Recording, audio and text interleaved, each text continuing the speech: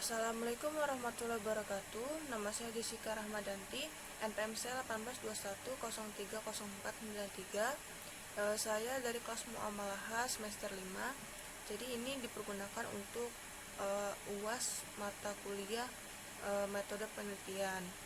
Jadi saya dapat tema tentang konsep dasar penelitian empiris.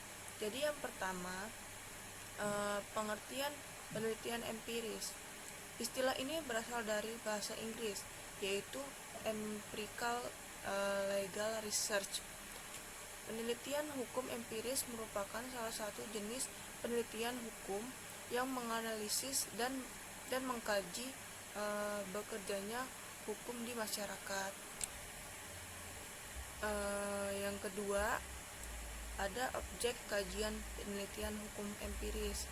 Yang pertama, itu ada efektivitas aturan hukum. Yang kedua, kepatuhan terhadap aturan hukum. Yang ketiga, peranan lembaga atau institusi hukum dalam penegakan hukum.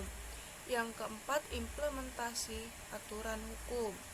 Yang kelima, pengaruh aturan hukum terhadap masalah tertentu. Yang terakhir, pengaruh masalah sosial. Yang ketiga, ada pendekatan dalam penelitian hukum empiris.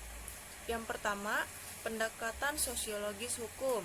Yang kedua, pendekatan antropologi hukum. Yang ketiga, pendekatan psikologi hukum.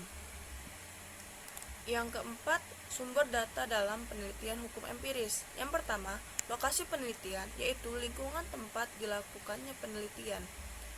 Sepertinya kayak lapangan terjun di pedesaan atau apa gitu untuk mengambil data tersebut.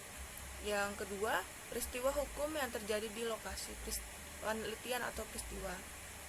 Yang ketiga, responden yang memberikan informasi kepada penelitian yang diwawancarai oleh si peneliti. Terus lanjut, yang kelima itu jenis data dalam penelitian hukum tuh ada dua, yaitu yang pertama data primer, ialah data yang berasal dari lapangan. Data lapangan itu berasal dari responden. Responden itu adalah orang yang memberikan jawaban terhadap pertanyaan yang diajukan oleh si peneliti. Nah, terus yang kedua itu ada data sekunder. Data sekunder itu hanya diperlukan sebagai penunjang atau pendukung data si primer. Yang keenam, ada lokasi dalam penelitian hukum empiris. Nah, itu dalam penelitian ini mempunyai lingkungan tempat di lingkungan penelitian. Jadi kalau emang mau penelitian itu emang harus ada dan ditentukan di mana lokasi tersebut. Terus yang ketujuh, ada populasi dan sampel penelitian empiris. Yang pertama, populasi merupakan sekelompok orang-orang yang memenuhi syarat yang berkaitan dengan masalah penelitian. Sampelnya adalah contoh, misalnya populasi aparat penegak hukum di Kota Madia Sungai itu penuh, terdapat ada 150 orang. Nah, kenapa populasi ini cukup banyak? Maka diambil 10% dari total populasi, sehingga yang akan diseleksi gitu 15 orang. Kenapa dipilihnya sampel? Karena dengan pertimbangan karena mereka terlibat dalam menangani kasus-kasus berat tersebut.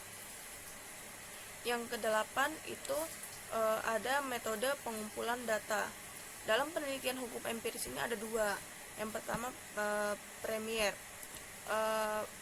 atau primer.